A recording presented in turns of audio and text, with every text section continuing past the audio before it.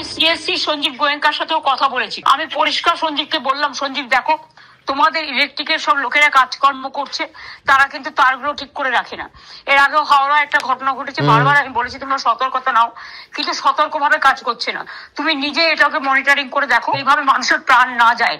এটা কিন্তু আমি বলেছি, যারা মারা গেছে তার প্রত্যেকটা পরিবারকে আইদার সিএসসি চাকরি দেবে, এবং সিএসসি যদি না দেয় পুজোর সময়ের ঘটনা, এবং তাহলে আমরা নিজেরা রাজ্য সরকার দায়িত্ব নেবো। তুই হচ্ছে সিএসসি কেও কম্পেনসেশন দিতে হবে। আমরা রাজ্য সরকার থেকে তো দুর্যোগে কেউ মারা গেলে হেল্প করি, আমাদের ব্যাপারটা আমরা করবো, এটা মানবিকতার ব্যাপার। তাদের পরিবারের অর্থের বিকল্প তো পরিবারের কেউ হয় না, জীবনের বিকল্প তো অর্থ নয়। হ্যাঁ, জীবনের হয় না, কিন্তু তার সত্ত্বেও একটা জীবন চলে গেলে তার পরিবারটা কি করে চলবে সেটা দেখার দায়িত্ব আমাদের আছে। সেটা আমরা দেখে দেবো, সেটা নিয়ে নয়, কিন্তু এতগুলো প্রাণ পুজোর আগে চলে গেল। কিন্তু মর্মান্তিক একটা অ্যাক্সিডেন্ট হয়েছে, এরকম 8টা কেস হয়েছে।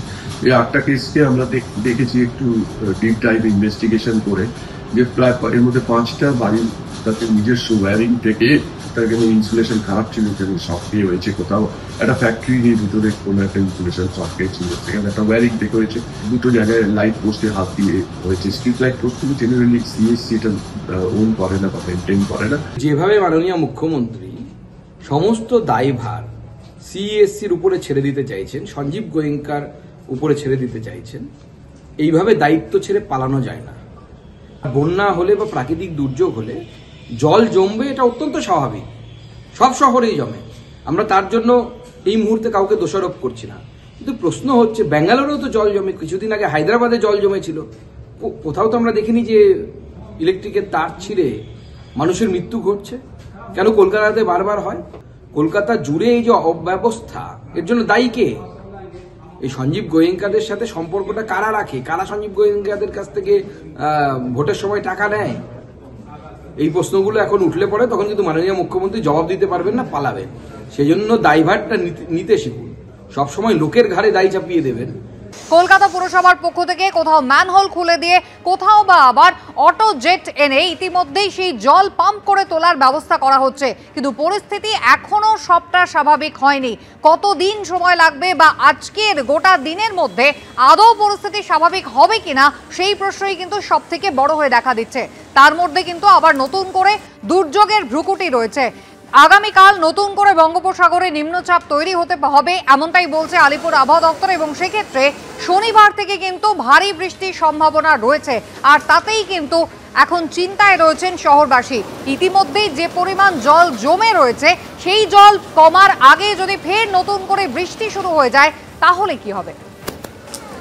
গঙ্গা টরিটুম্ব হয়ে রয়েছে, আমি গেছিলাম গঙ্গায়।